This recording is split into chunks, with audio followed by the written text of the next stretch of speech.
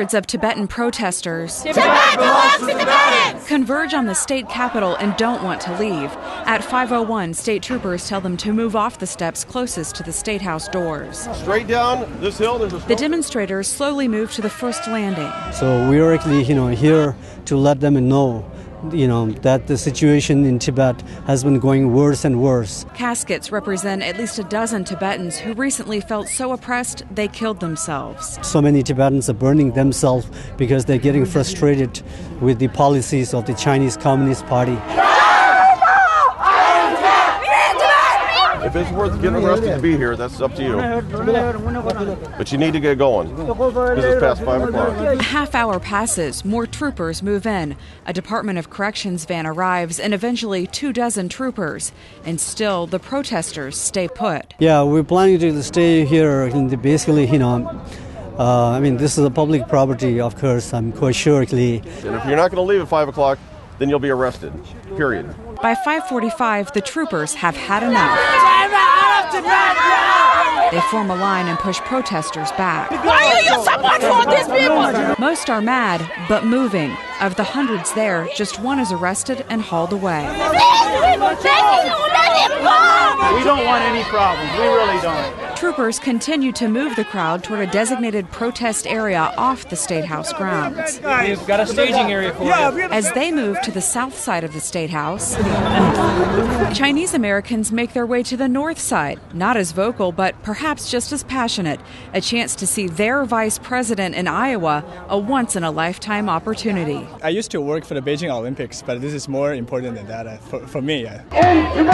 Down the road, the Tibetan protesters are still shouting. It's a rare opportunity for them, too. They're free to speak their minds, but frustrated the vice president may not even hear them. There are a lot of emotions right now. They really want to be near to the Chinese leader, but that's the location we got getting, so there's nothing we can do. Jim Lemke was just being neighborly. He didn't just want to know if you want to use my phone. The noon-hour knock came with a request for a drink. The kitchen's out there. I didn't follow him. That elderly man, only 83. Well, I'm just getting started. Had no idea it was the fugitive that had wrecked his car, triggered an elementary lockdown, and had officers swarming. And at what point did you realize something was up? When I seen all these fuzz. Neighbors know Jim's feisty enough to name his cane. I'd just pick up my equalizer, say, would you like to leave? But they hadn't heard from him for a while. We decided, that we better get a hold of him and make sure that somebody isn't, doing something bad to him. Inside, Jim had 30-year-old Denny Hoffman at cane point. I spent a few years in the Army, so I know what hurts and what don't. And waited. I was sitting on my chair, and he was sitting on the one across from me. Not much of nothing, actually. Until the Army of Reinforcements moved in, led by a riot shield. Took him out of the chair and said, let's go. Most folks who survive a living room encounter with a wanted man being led to a car in cuffs would have frayed nerves. Well, thankfully he's all right, and that's what we was concerned about. Jim could care less, instead using his old equalizer to hobble around in search of his cat, Bubble Butt, who had to be around here somewhere. I guess I'm one of them crazy people that things don't really bother you. I'm too old, excuse me. We can edit it. Spend any time on the road. Where I'm from, people are a lot better drivers than when I moved here into Des Moines. And you'll run into another driver who just makes you wonder. More bad drivers than good drivers. Where did they learn how to drive? There's a lot of bad drivers. There's some good drivers, and there's drivers who should be taken off the road. Jackie Stanley says she's seen it all out on the road, and she helps us begin with bad driving habit number 8, complaints about our beloved pets in a driver's lap. The pet's moving around, so I don't see how they can see to drive, and it's not safe for them or the pet. Intersection troubles make up number 6 and 7 on our list of bad driving habits. Our viewers don't like seeing people speed up to make it through yellow lights, and they really don't like drivers who turn right on red without checking oncoming traffic. They turn right on red thinking that it's a right instead of a privilege.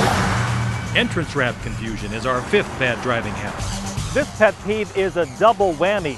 Drivers are often upset when it takes cars too long to get up to speed on an entrance ramp, and there's always the question of what to do about merging at the end of the entrance ramp. The experts say you should be traveling at freeway or interstate speed by the time you merge. But remember, you have to understand when you are merging onto the interstate, you do not have the right-of-way. That vehicle on the interstate has the right-of-way. Our fourth bad driving habit? You need to get over to the right and let people pass you. Bill Brunia is frustrated when drivers are hogging the left lane, or passing lane as it's called,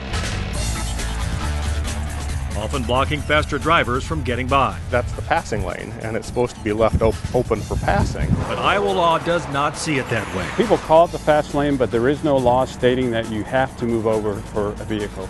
If you are driving in that left lane and you are driving the posted speed limit, you can stay in that left lane as long as you want. Still, Sergeant Scott Bright says drivers should move to the right as a courtesy, especially if they're going slower than the speed limit.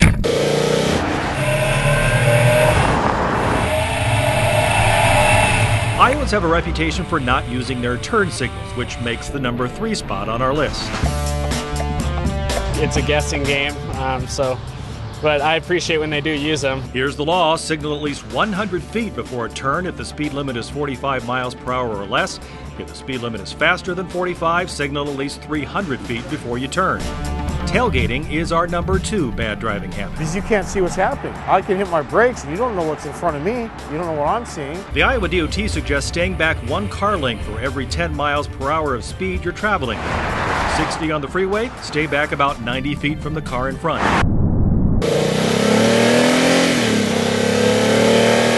And number 1 on our list? Texting, talking on the phones, not paying attention. Makes you mad? Oh, yeah. Distracted driving. KCCI viewers say they cannot believe some of the things drivers do in the front seat instead of concentrating on the road. And I can see they're texting or they're putting on makeup or doing something like that, so it's just kind of frustrating. And sure enough, we found driver after driver on the phone. Cell phones are part of our lives, and that includes talking in the car. But we caught this woman with a phone in one hand and a power cord in the other. How is she even steering? A close second to phones eating in the car. Texting is also a big problem, but the Iowa State Patrol says that law is almost impossible to enforce. We try to tell people, is it worth your life to try to look at that email? That email is going to be there when you get to the office. So the best thing to do is put your phone down, keep your focus on driving, and that's the number 1 task at hand.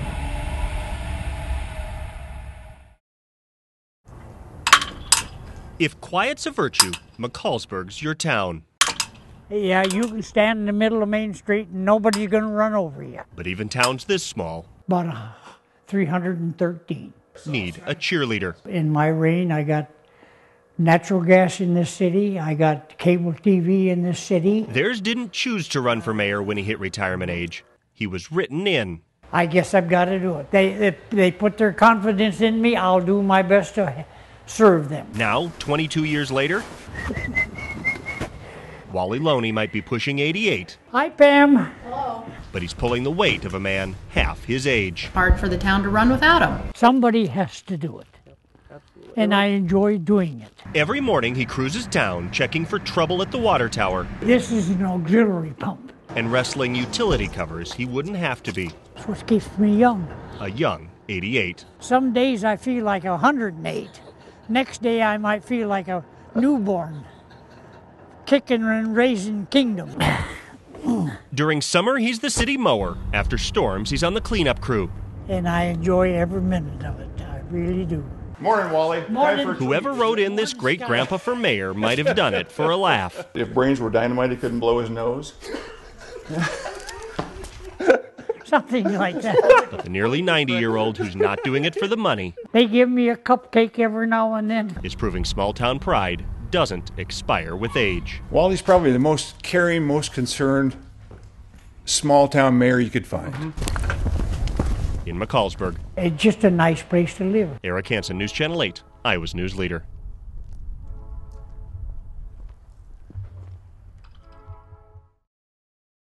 So 6, thank you. Raffle tickets. Friday sunsets scream small-town pride. It's our homecoming, and I'm the king. But on the night of royalty, she is being escorted by Logan Weirs. Everyone's pumped up. Osceola's man with the crown has dubbed himself the Scream King. I always cheer. Lose, win, I always cheer. If he only knew what had started 2 hours earlier. And keep us true to high ideals. We ask for SAE. In a house 45 miles away. Love our football! Some college kids spend their Fridays hitting a club. Hey, new shirt? Here, Goodwill's the brand of choice. Time to get painted up. And Estee Lauder would cringe. Let me see it.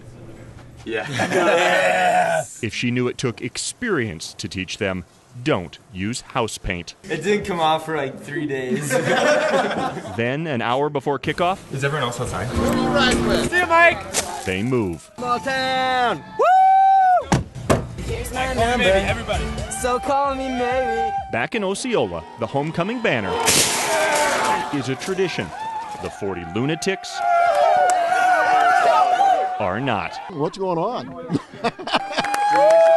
They're too old to be students here. Hey, it's marked on 5 yards. Who are those guys?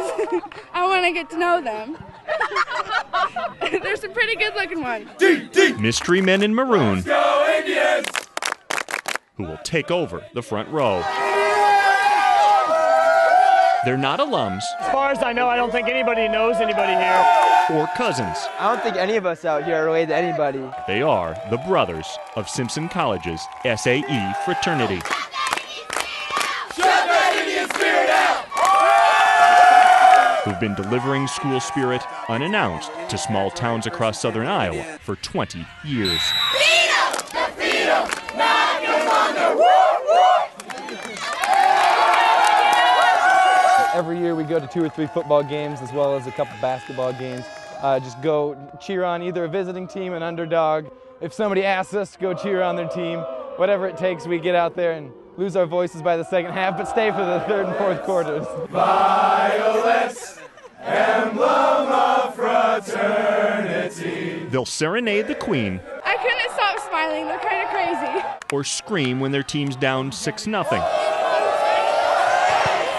or 28-0 Doesn't bother us. or 48-0. This is the time where we get really pumped up, we get the crowd pumped up. It's totally hilarious. We're enjoying it. Which is progress, because these stands It probably would have been really empty after the band got done. have seen a lot of misery. Over the last 11 years, Clark's record was 5-94. This year's new coaches started 3-0, getting the fraternity's attention Yes, we do! We got spirit! How about you? before their showdown with 7th-ranked Bondurant Farrar. I-N-D-I-A-N-S! I-N-D-I-A-N-S! It's just amazing to see the support for the kids. They love it. Some spot a frat boy and think trouble. We're here to prove them wrong, and that's what we're doing. What's gonna work? Teamwork! By the time the clock matched the home team's score, Osceola's eardrums were hearing a different tune. Even though it was a pretty bad loss, you can still have fun. You can always go out there, support a team, and just pick them up when they're down. Eric Hansen, News Channel 8. 1, 2, 3, Iowa's news leader. I wish they'd come to every game.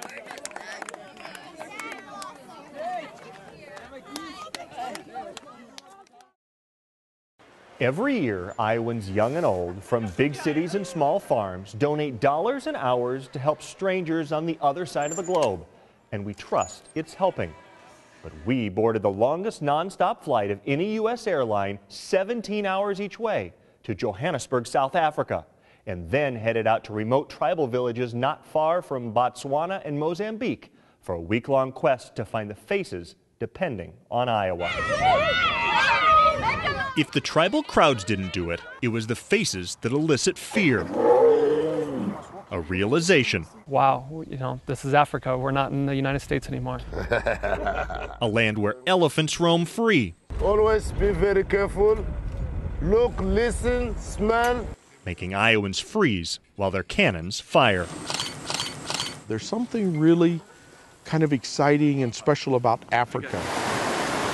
Specifically, South Africa. It is a beautiful country.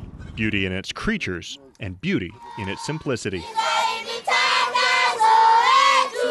like the donkey carts shuttling kids to the party. A year ago, this was just open field. A party being thrown by an Iowa doctor. A white guy from America.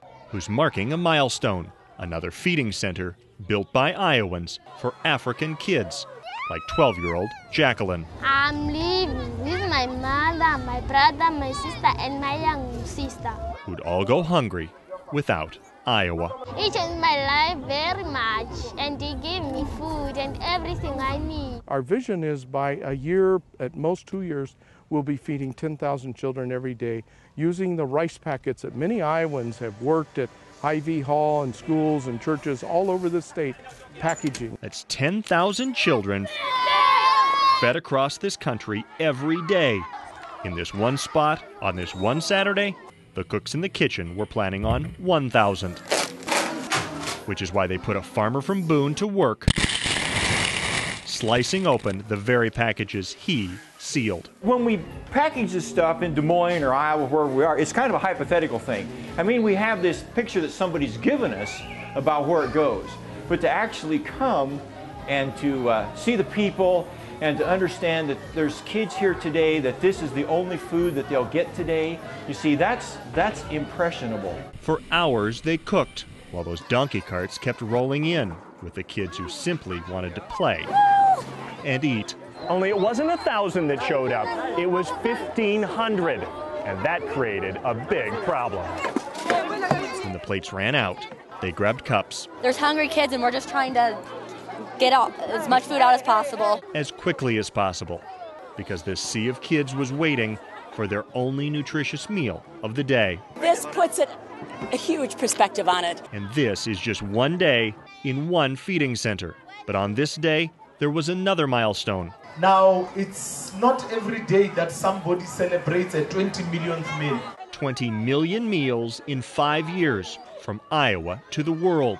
That 20 millionth one traveled to the African village that Urbandale doctor now calls home. I had a great job, I made a lot of money, and I enjoyed my job. Dr. Jim Blessman used to work for Mercy Medical Center. I ran their pain center for 25 years. Until 8 years ago, when he says God called him to Africa. Father, we just come to you and we thank you. All my physician peers thought I had gone crazy, and they were very much, they thought I was extremely weird. After he came to Africa, he really, really wanted me to come, and I just did not want to come. I was really stubborn, and finally I said okay, just to get him off my back. But within months, the couple used their Iowa connections to start an African transformation. Iowa manufacturers got on board. So did churches and medical schools, and, a key for the future, farmers. Bringing rice from Iowa is a short-term answer. That is not the long-term answer. For that, check out what surrounds those kids eating Iowa's meals. A field of corn, planted back in November. Spring here in the Southern Hemisphere. This year they see our yields and they say, how do you do that? We say, come back and we'll teach you. We have just started it. It's still in its infancy, and it is touching the community a lot. Yohani's an African agronomist determined to make his plot using Iowa techniques, the neighborhood model. So they really like it, and many people are asking, how can we do it? Can we also do it? So many questions. And Iowans are feeding them the answers about their gardens and more.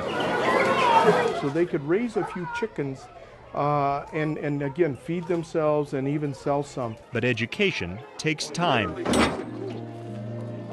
For now, the immediate help stamped Des Moines fills semi-sized containers and entire warehouses. That is real, you know, knowing that I know I was there on that day. When Iowans filled these boxes. And now it just brings it to fruition that we can see exactly what we did. Saving the lives of adorable orphans whose parents died from AIDS. 90% of the food that they eat is from Iowa.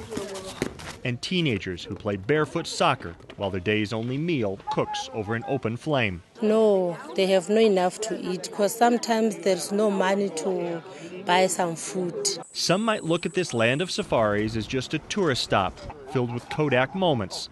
To the Africans receiving this humanitarian effort from Iowa? I think it's massive. I sometimes wonder if the people in Iowa realize what the difference this makes in Africa. Remember, when you look at South Africa through the TV, you look and you think, oh, you know what? South Africa is okay. We're not. There's many children that still go to bed without food. It is massive.